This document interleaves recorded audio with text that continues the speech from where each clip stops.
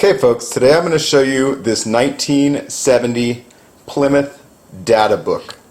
This is an awesome original book. It just came out of the estate of a collector who had it in a it was stored in a plastic bag inside a filing cabinet, and I mean, he's had it for years and years. He actually had two of these along with the other dealer. It wasn't called the data book, it was called something else.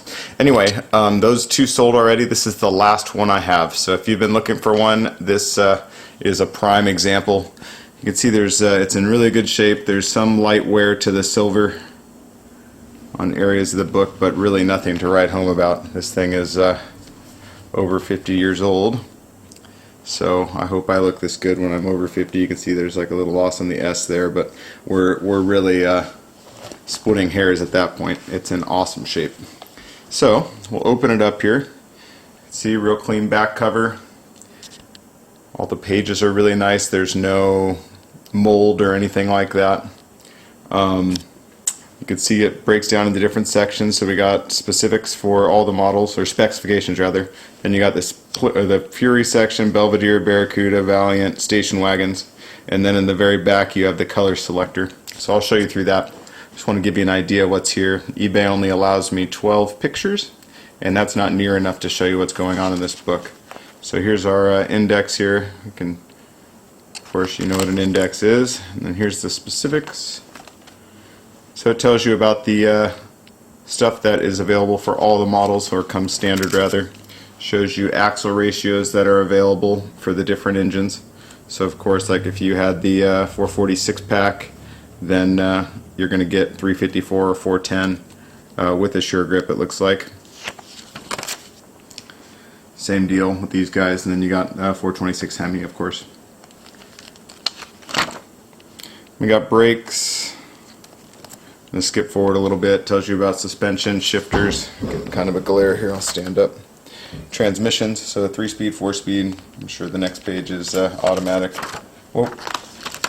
Then it tells us about exhaust valves. I mean, it really gets into everything. Shipping weight. So really cool. Then we'll go into the Fury. I don't think anyone really cares much about the Fury. You can see there's a little bit of blue transfer from the blue picture here. That just comes with age.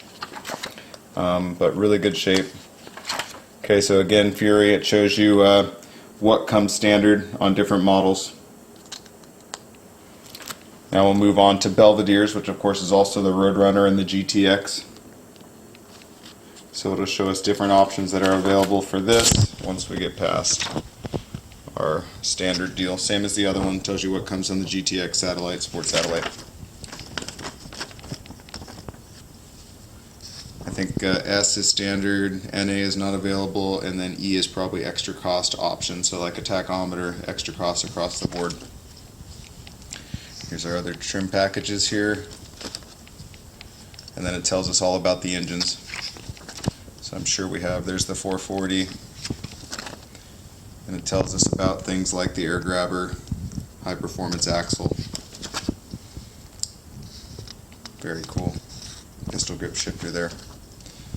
Anyway, just in the interest of keeping this video somewhat short, wow, it's so cool though. I'm just going to make it a long video because it's very cool, the information that this has in it. Imagine being back at the dealer back in 1970 and looking through this with the salesman, picking out, you know, which wheels, hubcaps, everything you wanted. Brakes. Okay, and then here we are onto Barracuda. So here's the Cuda.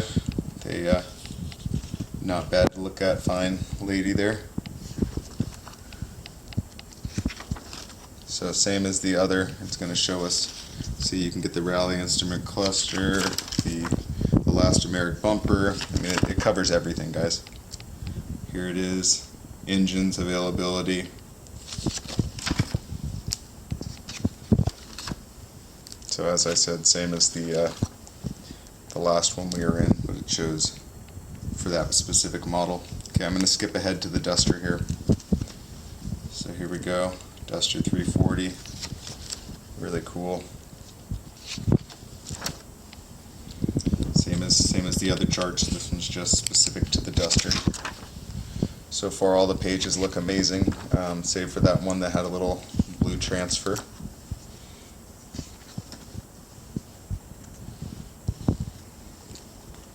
Yeah, I see no transfer or anything here, it's just that one page. Okay, so here we are on the station wagon. Kind of cool. I'm kind of curious to see what engines were available in the station wagon back then. If we're going to get that, I might have skipped it already. Let's see. It's hard to turn these pages with one hand. Yeah, I guess it's not going to show us. Okay, and then this is the area that I really want to show you. This is the color and trim selector. So we can get into here, same deal, table of contents for each model. But it'll show us, they're not actual fabric samplers like you would see in the other manual I was talking about, but it's pretty darn clear what you're getting. So for each model, see Sport Fury, this is what the interior would look like in the different colors. And we got the, Sport Bucket. Okay, I'll skip forward past Fury here, but you can see there's plenty of different things. Two-seat wagon, here we go. GTX Sport Satellite, so that shows us our interior for a bench seat. And then I'm sure we get to buckets here eventually. Roadrunner, so there's buckets. You can see center cushion pad, folding armrest, extra cost. So that must be a dealer note in there. It's the first one of those I've seen. I mean, you need to keep in mind this was actually used at a dealership. So it looks like you can see there's some marks from printing, and there's something printed here, obviously factory. I guess that's showing the codes of what's there. Anyway, same thing here. They obviously came that way when new. More cool bucket seats with the houndstooth here. Okay, a couple things crossed out because apparently it is not included, so they crossed that out. Same deal on these.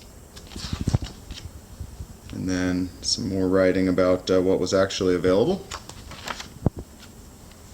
Okay, looks like stripe availability, same deal, stripe availability. And the Valiant stripe availability. Color accents, and the most exciting part. Here's our color chips. So these are real large. I didn't really show you the size of the book earlier, but it's about the palm of your hand. And these are quite large, and these are, you probably can't see, but this is actually metallic. It's a real color chip, and it shows every color that was available for this year. So each one of these, as you can see, opens up and shows you the whole color along with its name. They're all in real good shape. These generally get a little bit chingered up where the tab sticks out, just because when the paint flexes, it has a tendency to crack.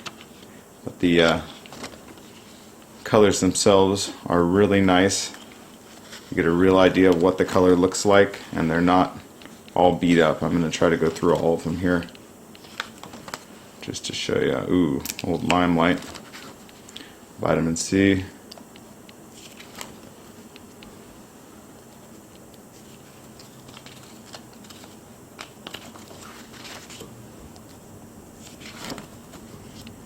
Very cool, guys. This one just looks like primer. Ooh. Scorch Red. Just really nice, guys. There's a lot more colors than I thought here, but we're going to make it through them. We've started. Okay, so you get a little sticking, but nothing crazy. You can see there's a little D-lam there, but you can definitely still see what Tor Red looks like.